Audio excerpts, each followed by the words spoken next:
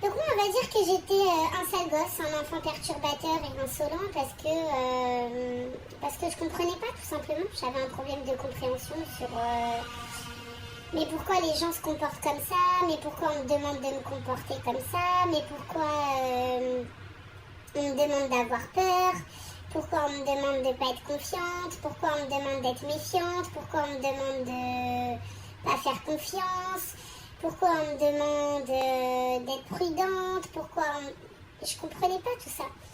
Alors je l'ai compris, hein, parce que à l'adolescence, j'ai intégré un foyer, donc j'avais des éducateurs, je voyais le psy, tout ça, puis après il m'arrive encore d'autres choses, alors j'ai encore vu le psy. J'ai essayé de prendre sur moi, de calmer ma colère et d'éviter la dépression, mais je pense quand même que ça a un peu porté ses fruits parce que j'ai l'impression d'être quelqu'un de plus sage, j'ai l'impression de mieux prendre du recul sur les situations qui m'arrivent à moi ou qui m'arrivent de connaître parce que j'ai regardé les infos ou quelqu'un m'a raconté une histoire. Donc oui, tout ça, ça a marché, mais ma personnalité de base n'a pas disparu. Elle est toujours là. On va dire que mes sources d'incompréhension, aujourd'hui, c'est plus des sources d'incompréhension, je comprends. Mais ça n'empêche pas que j'ai des difficultés avec. Même si j'accepte que ces difficultés elles soient là pour me faire évoluer, pour me faire préciser ce que je veux vivre. Parce que ce qu'on ne veut pas vivre nous informe sur ce qu'on veut vivre. Du coup, par exemple, moi je sais que j'ai envie de vivre en étant moi-même. Voilà. Que ça plaise ou que ça plaise pas, j'ai envie de vivre en étant moi-même. J'ai pas envie d'adopter la personnalité de quelqu'un d'autre. Ça ne m'intéresse pas. Jusqu'à présent, j'ai pas vraiment eu de coup de foudre pour une personnalité en me disant non mais je vais supprimer la mienne et je vais prendre celle-là. Non, parce que c'est inintéressant. J'ai pas envie de prendre la place de quelqu'un d'autre et j'ai pas envie de me laisser ma place à quelqu'un d'autre qui saura pas l'occuper. Tout simplement.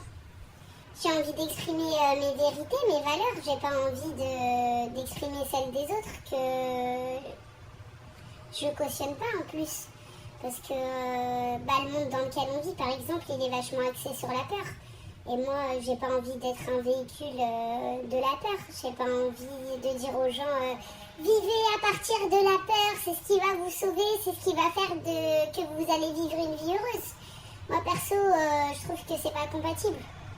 Après, c'est vrai qu'il y a plein de gens qui analysent la peur comme de l'amour.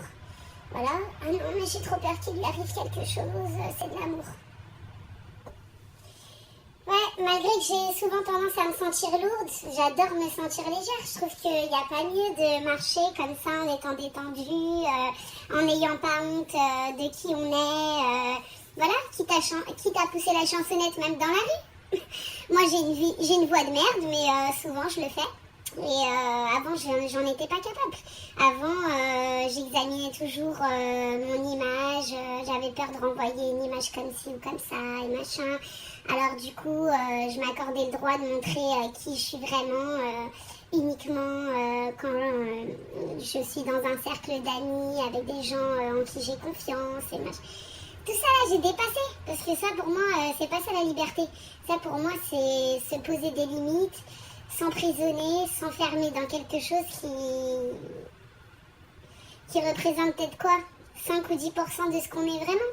Donc c'est limite quand même. Donc pour le moment, ça me rapporte pas grand-chose de faire ces vidéos, hormis vider mon sac. Et finalement, c'est déjà bien, parce que je vide mon sac. Je dépasse une certaine crainte que j'avais de m'exprimer publiquement devant tout le monde, même si pour le moment j'ai 0 abonné. Ouais, ça fait plaisir,